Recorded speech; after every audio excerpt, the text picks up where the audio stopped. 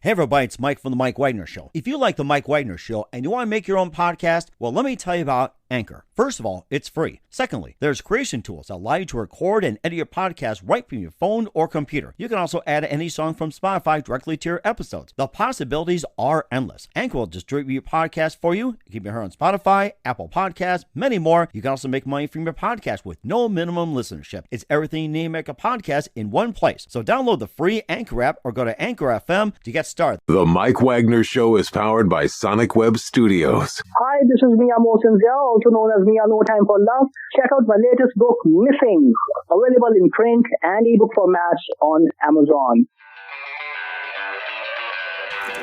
It's now time for the Mike Wagner Show, powered by Sonic Web Studios.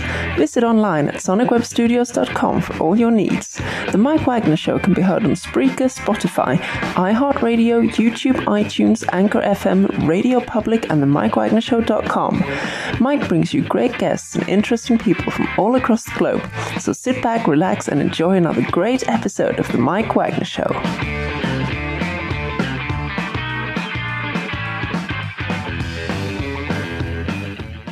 Hey everybody, it's Mike from The Mike Wagner Show, powered by Sonic Web Studios. Visit online at sonicwebstudios.com for all your needs. Looking at a professional website without breaking your budget? Sonic Web Studios is the answer. Sonic Web Studios offers fast, affordable custom web designs that blow the competition away. Call today, 1-800-303-3960. That's 1-800-303-3960. Or email to support@sonicwebstudios.com. Mention the Mike Wagner Show, get 20% off your first project. Sonic Web Studios, take your image to the next level. Also, time to give official shout out to our official sponsor of the Mike Wagner Show, international warring author Mia Mosensia. If you love fast-paced mysteries, you love Missing by Mia Mosensia, available on Amazon in paperback and ebook. Missing is fast-paced and intriguing with an unforgettable twist. Takes place in 4 countries, 2 strangers, 1 target, where truth is an illusion and those you love will be the first to go missing. It's available on Amazon in paperback and ebook. Missing by Mia Mosensia has garnered great reviews and even loved and enjoyed by Howard celebrities, including Joanna Cassidy, Forrest Riley, and many others. So grab your copy today for Girls Missing by Mia Mosensia, available on Amazon. Also, the Mike Wagner Show can be heard on over 30 podcast platforms and the MikeWagnerShow.com. Check us out on Facebook, SoundCloud, Spreaker, Spotify, and iHeartRadio. Also, Anchor FM, iTunes, Google Play, Amazon, Audible, Apple Music, and more. Take us with you on any mobile device. Subscribe to the Mike Wagner Show on the YouTube channel.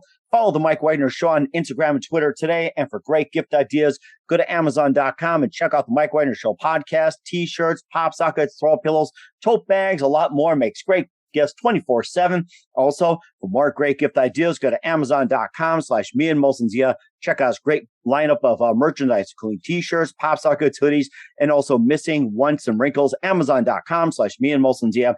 Don't forget to support us on Anchor FM as well as PayPal and the MikeWagnerShow.com. Make sure you donate generously today.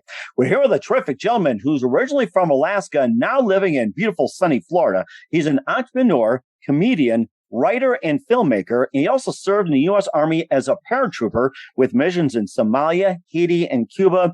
He's also known for a quirky film called One Scripted Life in 2020, which downloaded 500,000 in its first 3 months release, and also introduced a new character in a new book called Aztec Warrior God-Chapter 1 Emergence. We're going to talk about that. And of course, what's this, going to mean as well, too? What message does it send? We'll find out just 1 minute. And live, ladies and gentlemen, from the Plus Studios, somewhere in beautiful Florida. And he also speaks Spanish, too, by the way. Maybe he'll just throw a little bit, study theoretical physics, and the lead vocalist, guitarist of Bang Bang Theory. Ladies and gentlemen, the very multi-talented David Towner. David, good morning, good afternoon. Thank you, Mike, man. Thank you for having me, bud.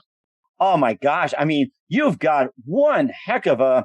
I don't know where to start, to be honest with you. Originally, we get one lifetime. I figure you got to maximize it, do as much as you can, experience as much as you can, and some stuff will work, some stuff won't. But the memories you have that succeeded, and even sometimes the lessons you learn from your failures will make you a better person in the long run. So I kind of stay active. I try to always live my life that way. And that's certainly amazing, too. So you're originally from Alaska. You're an entrepreneur, comedian, writer, filmmaker. You served in the U.S. Army as a paratrooper with missions in Somalia, Haiti, and Cuba. And you also have been in a quirky film, Our Scripted Life, back in 2020. And you also introduced a character in your new book, Aztec Warrior God. We'll talk about that. And you also speak Spanish as well, study theoretical physics, and also lead vocalist and guitarist for the Bang Bang Theory and more. And before getting to all that, David, tell us how I first got started. Yeah. Oh, wow. So I've always had a fascination for the film industry and entertainment in general. And as a kid, I had the opportunity to perform, do a lot of theater, went through high school, did some stage plays, and along the way had the opportunity to do some small bits on TV shows and even a feature film. And that's what I actually fell in love with, was feature films. And I love the process of filmmaking, watching all the minutia, all the 6, 8, 10 weeks of work go into a 1.5 hour masterpiece. And I fell in love with that. So while little after high school, I joined the military, and I learned the screenwriting craft while I was on active duty. So, most people watch movies about the military and you think, oh my God, it's just nonstop. And the reality is 90% of the time, even in a combat zone, it's pretty boring. Mm-hmm. We would do 12-hour patrols, 12 hours off, and sometimes 12-hour patrols and 3 days off. Just depends on what the climate, what's going on. So I took the time, read a lot of books back then in the 90s. There was no YouTube. There was no tutorials online. We didn't even have Wi-Fi access or cell phones. So I read books and I learned the proper formatting of a screenplay, structure, formatting, all the basics you need to know, and had the opportunity to start writing scripts and exited the military with a handful of pretty good material and a sketch comedy series I had created, and that's where our Script of Life, the feature film, came from. And it was basically a collage of different sketch ideas based on these hillbilly characters I created. And one of them is who I play, Roscoe Turner. That's kind of my comedic gig too, as I do some videos as Roscoe, and he's a know-it-all who knows nothing, but he thinks he's got it figured out. And then what happened was I had this idea in 2009 for an indigenous themed, initially a screenplay. And what happened was I started writing it, and it was based on the catalyst of the story was Aztec mythology, which I had recently been introduced to on a trip to Mexico. And I used that as a foundation of the story. And then I also used a philosopher prophecy, I guess you'd say, by Crazy Horse.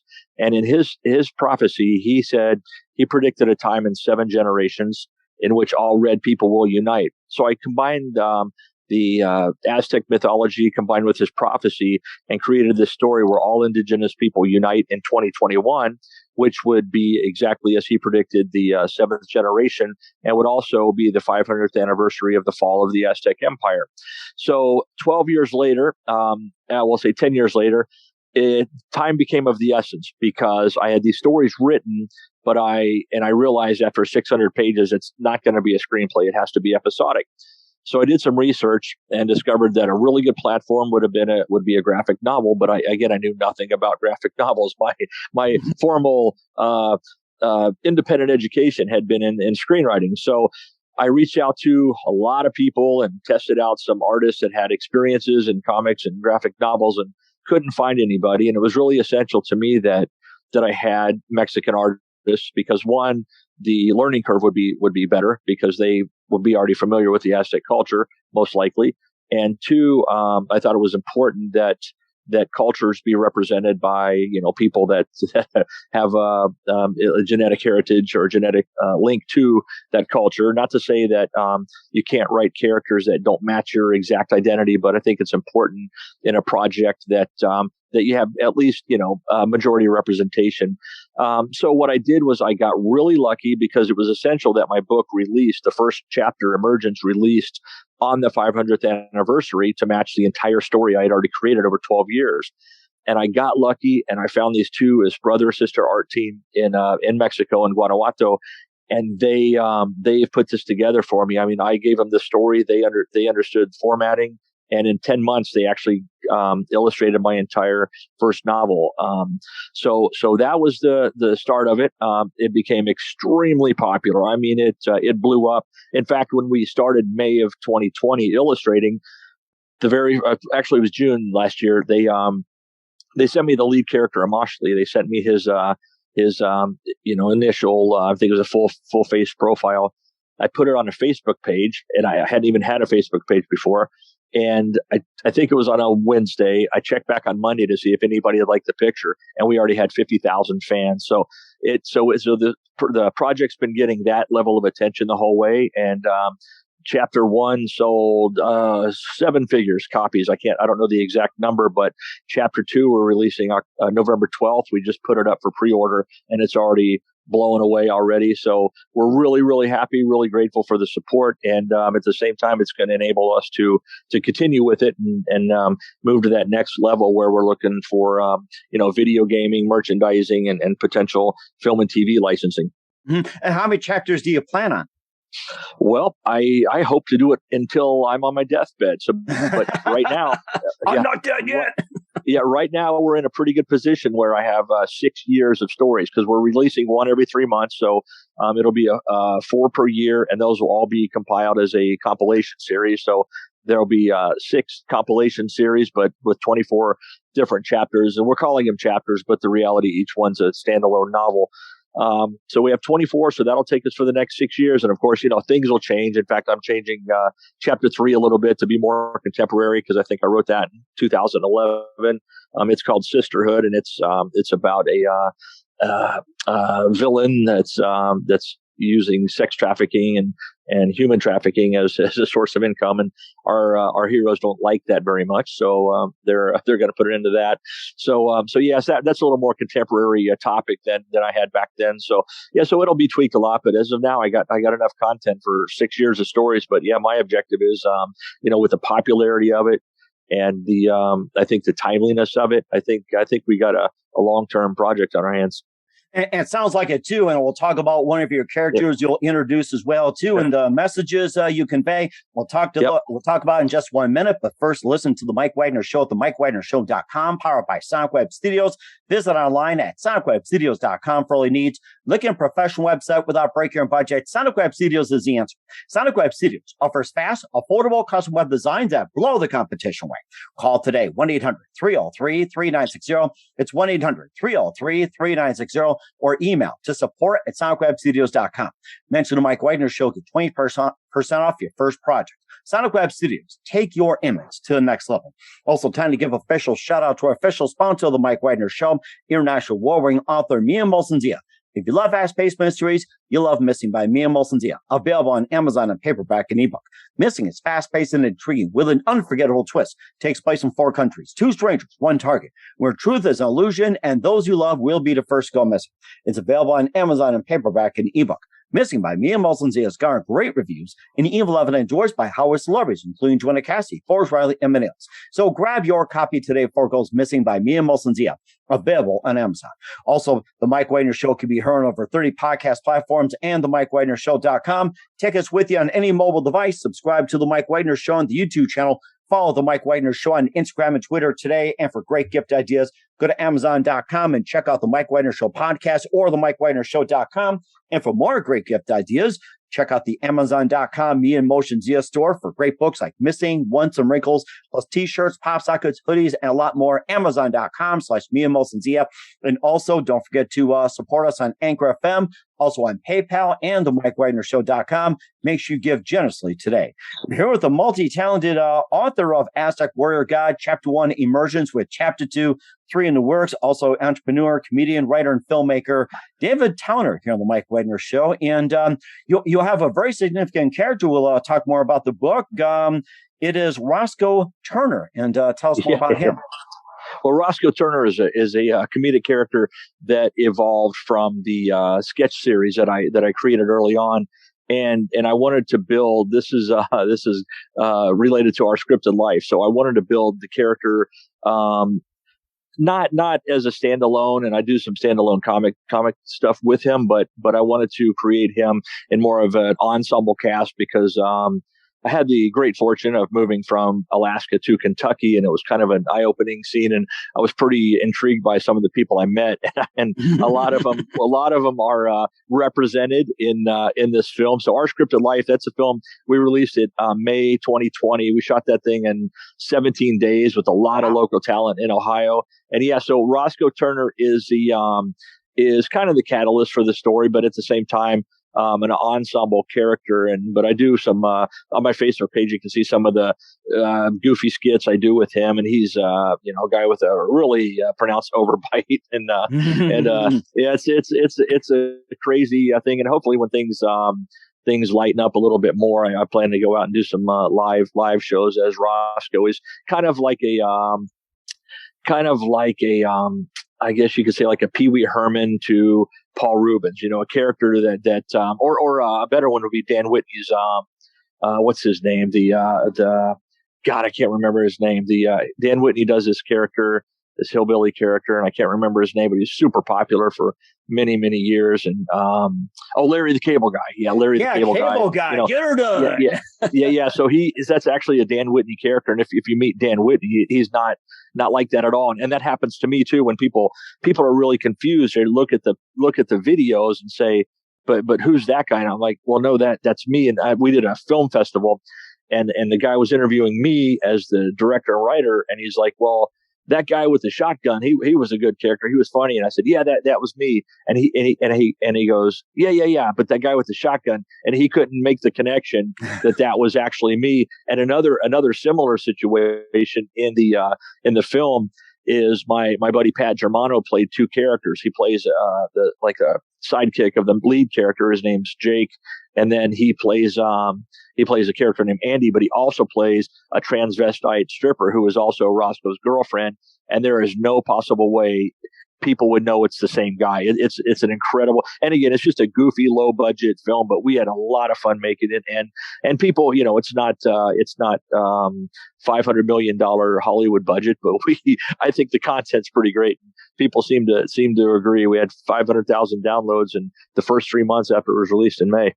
Wow, that is amazing. I mean, you do lead a so-called scripted life, very impromptu. And not only all that, you also speak some Spanish. You also studied theoretical physics and also lead vocalist guitars for the group Bang Bang Theory. But first, how'd you get interested in speaking Spanish? Maybe you want to just rattle out some phrases. I haven't attempted as of yet. I gotta get the Rosetta Stone stuff. So okay. Well, yo hablo español un poco, pero el problema para mí es cuando estoy hablando con otro no entiendo todo.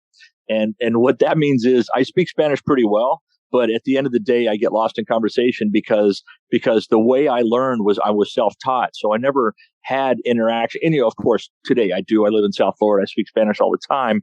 But the reality is the way I learned was through reading and learning proper pronunciation. But I didn't get accustomed to hearing the language. And so that was a shortfall for me. So, yeah, pretty much anything I need to say in Spanish, I say well. I get complimented on my accent and everything, but my hang up still is a little bit, so not always, but sometimes when I'm speaking about specific topics that I haven't spoken before, that can happen where I get hung up on a certain word or a phrase. And then of course, once that happens, then it's all over. You got to ask people to stop and explain. So yeah, I believe, and I learned, I took the opportunity because I was stationed in Cuba. And we had some day workers that worked there, and we also had some Puerto Rican and Mexican Americans in my unit. And I thought, downtime to me, idle time is ridiculous. I'll rest when I'm dead. I just love learning, and that's another thing. A lot of people say write what you know. I'm the opposite. I want to write what I don't know because I want to go out and learn things. I knew nothing about Aztecs. I knew nothing about Aztec theology. I knew nothing of this until I decided I want to write the story and became intrigued by it. So I went out and learned. And I think today my knowledge of the culture, the knowledge of their language, Nahuatl, all of that, I speak some Nahuatl, and it's a commitment to it because the reality is nobody else is doing it. And unless somebody takes an interest and preserves a culture and creates stories like this, then they're going to be forgotten, much like the Aztecs are in most of the world. So we're educating a lot of people. The story itself, the entire series is based in, fiction, but the reality is we pepper in a lot of accurate history with the story. So I want it to be entertaining, but at the same time, have little nuggets of knowledge that enlighten people too about what the culture really was. And the culture, has a very dark legacy. Most people know the Aztecs from their violence. They cut people's heads off, they cut people's hearts out, they practice human sacrifice, and that is true. And we acknowledge that legacy in chapter 1. But at the same time, what people don't know is that they were one of the most progressive societies on earth. They existed simultaneously with London, England, and they were larger than London, England, more progressive than London, England. Women could own businesses in the Aztec Empire. Women could be teachers. They could be a stay-at-home mom if they want. They could be warriors. So, and it's also a female-centric series because I wanted to depict that people have this one, single chapter version in their head of what Aztecs were, these brutal savages, but they were a very, very advanced society. I mean, a lot of the agricultural methods that they used were the best on earth. They built their entire capital city in the middle of a lake. And I mean, wow. They had aqueduct systems. They were the first ever documented zoo in history. They had they had an arts council that would do public concerts and public plays. I mean, it's incredible. And so that's another thing we want to educate people too. We don't deny the past, the dark culture of the past, but at the same time, we try to accent, that stuff's been done. People have seen and heard about the Aztecs, human sacrifices and heads rolling down the pyramids. That's been done. I mean, we don't want to revisit that stale right. storyline, but we're trying to show the positive side, but at the same time, also create an entire series of characters that, what happens was Huitzilopochtli, who is the god of war, intervenes in the final battle with the Spanish and the other indigenous tribes that they were fighting. And he says, this is enough. This is not the way, as a god, you manifested my existence to justify your violence. And I'm no longer going to tolerate that. I'm going to put an end to it. So he summons the power of the sun, obliterates the battlefield, and withdraws the remaining Aztecs into the underworld. And he gives them this mission that you need to spend the next 500 years becoming educated, learning compassion, learning diplomacy. So our characters emerge in 500 years, and ironically and quite coincidentally, they emerge during a Lassa virus pandemic, and that's their first conflict is to solve this pandemic. Now, I wrote this in 2009, so timeline, people do think I created it for COVID, but there was no time. Believe me, this story existed 12 years ago. It's just coincidence that they emerged because Crazy Horse had said the seventh generation, when we emerge and we unite to help the world, his specific words were, it will be a blessing for a sick world. So I took that literally to mean the world was sick. And that's why I created the pandemic storyline.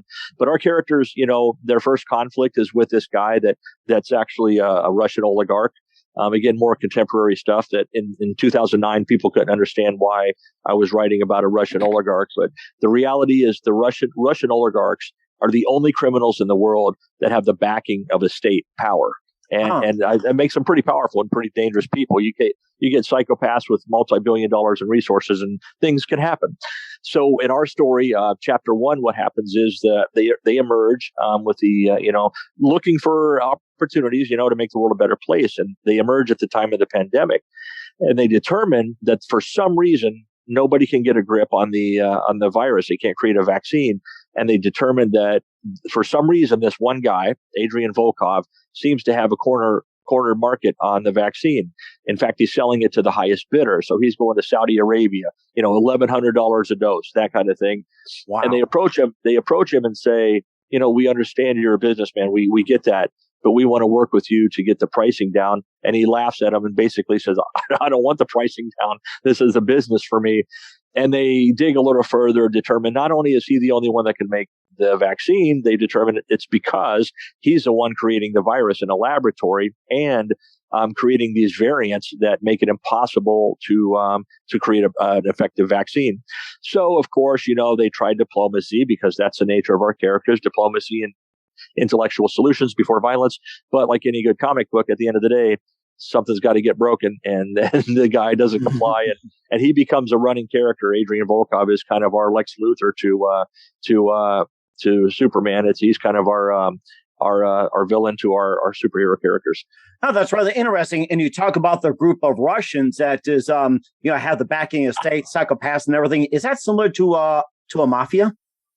Yeah, so the Russian oligarchs are people who I'd say they're each individual oligarch's not as organized as a mafia. There's not much of a rank structure, but oligarchs are people who align themselves with, at this point, primarily Vladimir Putin.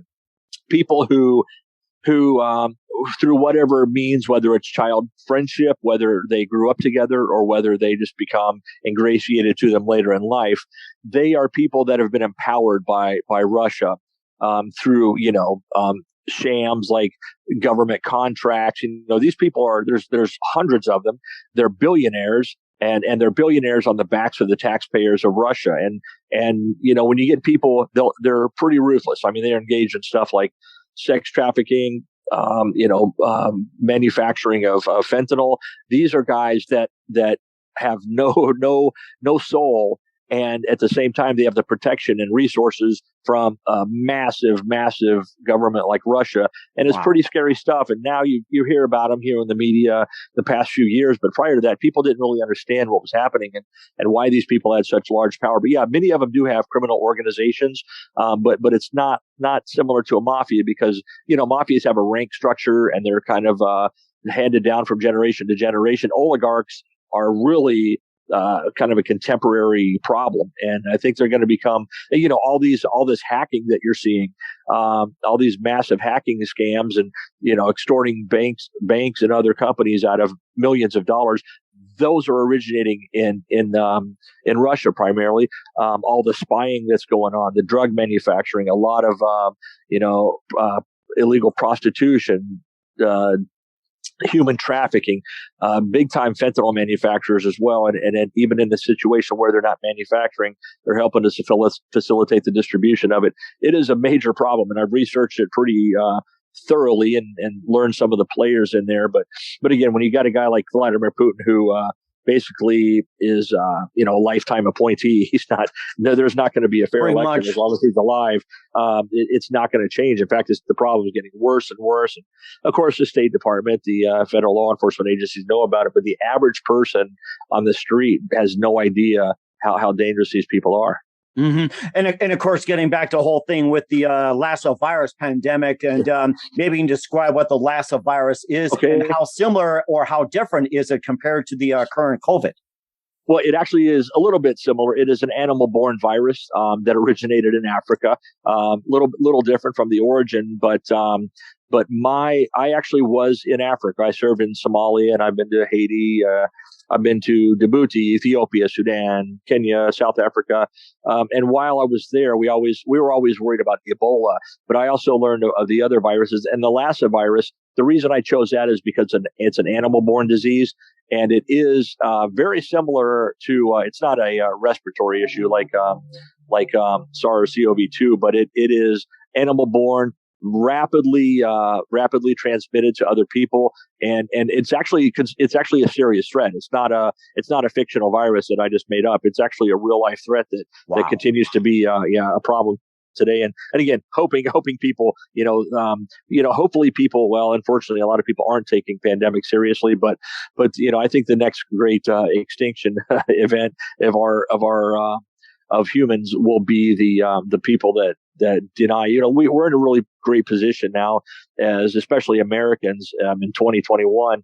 We have never seen an extinction event. We're so prosperous. I think prosperity is our weakness, and because people can't visualize it, and most of the people alive today didn't see the origins of polio. I think because we're in that situation, we have so many deniers and so many people that don't take it seriously. And honestly, I think that's going to be the calling of the week, is going to be, if not COVID, it'll be another similar virus that people don't take seriously. Mm-hmm. And of course, with the message in the book as well, too, we encourage people to take seriously in the book, Aztec Warrior God, Chapter 1, Emergence. What's the message you want everyone to get out of the book? Well, the primary underlying thing of the whole book is the commonality of mankind. I referenced that as Crazy Horse referenced it, the red tribes, but the reality is the goal in the book is unity of all mankind, to come together as indigenous people, but also to serve as a kind of a resource and a guide and a counsel to all people worldwide, to see, hey, if we can unite like this, then you can too, and to also show, human beings have 99.9% in common, and that 1/10 of a difference is what really people tend to focus on. And it's pretty sad, because if you meet people from other cultures, and that's a big thing I've done my whole life, is I've always been fascinated by other countries, other cultures, other languages, try to learn as much as I can about them. And I think we need, to stop being so homogenous, especially in America and Europe. We just get so focused on our own worlds that we don't see what's beyond us, and it makes us less compassionate. You see these people that are coming up from Central America trying to get to the United States. Yeah, I think, well, everybody says they should come legally, but the reality is there is no legal way, and people, it's scary to see the lack of compassion for them. Imagine you have a 2-year-old daughter, and she has no choice. She's probably going to be sold into sex slavery or starve to death, or be a victim of violence when she grows up. I mean, and you're so desperate that you will walk thousands of miles with nothing. You give up everything you've ever known. How do people not have compassion for somebody that would make that sacrifice? And it's scary to me to see the hatred and the language people use against people like that. So they have no ability to empathize, and it's kind of scary to me. So I'm hoping our series, people that read it, we got a lot of readers from all walks of life. So I'm hoping people will absorb the message. It is entertaining, but at the same time, we have underlying messages of tolerance and compassion and being less focused on ourselves and focus on service to others and at least compassion for others. Mm-hmm. And that's very important as well, too. A terrific message you're saying out, David. And where can we find the book at? Okay, so all the digital versions are on Amazon, Apple Books, Kobo, Tolino, all the major book resellers. The paperbacks can be bought on our website, which is AztecWarriorGod.com. And then we're still working with distributors to get that book global, but paperbacks are only available to ship in the U.S. and Canada. That's so amazing. And what's coming up for author David Towner of Aztec Warrior God? We'll find out just 1 minute. You listen to The Mike Wagner Show at themikewagnershow.com, powered by Sonic Web Studios. Visit online at sonicwebstudios.com for all your needs. Also brought to you by official sponsor of The Mike Wagner Show, international warring author Mia Molson-Zia Missing, available on Amazon, paperback, and ebook. We'll be back with the author of Aztec Warrior God, Chapter 1 Emergence, David Towner, after this time out. The Mike Wagner Show is powered by Sonic Web Studios. If you're looking to start or upgrade your online presence, visit www.sonicwebstudios.com for all of your online needs. Call 1-800-303-3960 or visit us online at www.sonicwebstudios.com to get started today. Mention The Mike Wagner Show and get 20% off your project. Sonic Web Studios. Take your image to the next level. Hey everybody, my name is Forbes Riley, and I'm an American actress and a TV host. And I was delighted when I got my copy of Missing, which is Extraordinary Relation of Ordinary People based on a real life relationship. It's well written. It's amazing. It talks about a man who has lost his wife and his daughter, and it's very well done. I'm going to highly recommend that you go get your copy of Missing. It is a powerful, exciting read. Mr. Mian Moshe-Zia. He is the author of Missing. And I want to give a big shout out and a kiss all the way halfway around the world to my dear friend. Check him out at Mia's website. It's called www.miamoshenzea.com. Missing, available on Amazon. Again, I'm Forbes Riley, and I will see you again soon. Bye-bye. Hey, this is Ray Powers, and boy, are you in luck. Right place, right time. Tuned in to The Mike Wagner Show. You heard me. We're back with the amazing author of Aztec Warrior God, Chapter 1 Emergence, and also entrepreneur, comedian, writer, and filmmaker David Towner here on the Mike Wagner Show. And David, you just gave us a really good smorgasbord to what's been happening in Aztec Warrior God. Looking forward to a great book. And there's a couple of things I think we didn't touch on. We have a few minutes, and you studied the theoretical physics, and I don't think we touched on that. Maybe just tell us a bit about it. You spent all the time with books, but theoretical physics, it's like, we got to hear this. Well, my only degrees are in marketing and criminal justice, and those were really a means to an end. But I've always been fascinated by different topics and different academic subjects. So I I studied Spanish independently, but I also thought, while I'm in the Army, I get free college. So I decided to start pursuing other, and often I would be kind of distracted by, I want to take a physics course, I want to take a language course, I want to take an arts course. But I really fell in love with physics and trying to understand the world around us, whether it's at a molecular level, and how does mathematics explain things that we know today? How can they explain answers that we don't have yet? Like, where does the universe end? And this was actually, I saw Stephen Hawking speak, and I became absolutely enamored by the whole topic itself. So I spent 2 years. I don't have a degree in it, but that's kind of how I roll. I'll go. My goal is to be master of nothing and jack of all trades, but master of nothing. And so I will, it's not uncommon for me. I studied Russian for a while. I studied German. I studied some Hindi. I'm always jumping around, but physics is something I stuck with for a long time because it's essential. Physics is the foundation of our whole existence. The foundation of the existence of the universe is explained through physics. And there's still so much we don't know. And I'll never be the guy that figures out these things, but to understand when I see a physicist like Neil deGrasse Tyson explaining something, I have probably a better understanding of it than most lay people will. So I'm really grateful that I did that, because also, again, all of these things are exploring the world beyond me. And I hope and I wish that more people would be like that, not be so focused on their own ego and their own personal gain and personal world. Mm-hmm. And that's very true as well, too. Your love of physics led you to be a lead singer and guitarist for the Bang Bang Theory. And tell us about that. That's actually right. Yeah. So Bang Bang is a code word for intimate relationships. And obviously, people know what the Big Bang Theory is, but this is going back. Actually, I don't have it. Yeah, exactly. So what happened was, I came up with the Bang Bang Theory, and that was our band. But I actually don't have the band anymore. But that band led to me meeting my wife, who was a model and actress. And what happened was, one day I was outside of a mall and I had a guitar pick in my hand, and I just started chewing on it. And she approached me and said, "Are you in a band?" And I said, "Yeah, I mean, sort of, but now I'm kind of independent." And then we started talking, and from that moment forward, we actually have never spent, other than business travel, never spent a minute apart. And that was 2000. That was actually 04. We met April 4th, 2004, and then we got married on 11/11/11. And then, soon after that, having a band was great. I probably couldn't even play 3 or 4 chords on a guitar now, but great times, man. I love music too. It's another thing.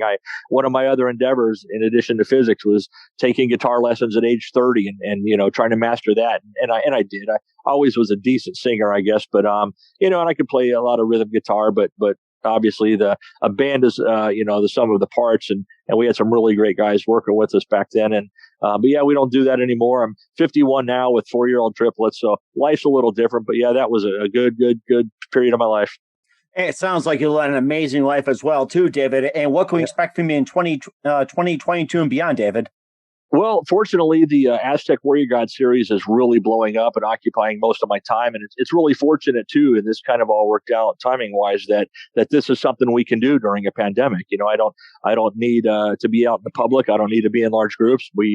I work virtually with our illustrators. I send them, we're back and forth digitally. I get files every day from them. And luckily, we're in a real good position where we can keep trucking with this thing and stick on track. Now, we do have an event coming up in February, which is a red carpet event in Los Angeles. And we're hoping all things are good with that. And the purpose of that event is to find new artists, illustrators, digital artists, not necessarily to create page art, which we're open to, but Carla and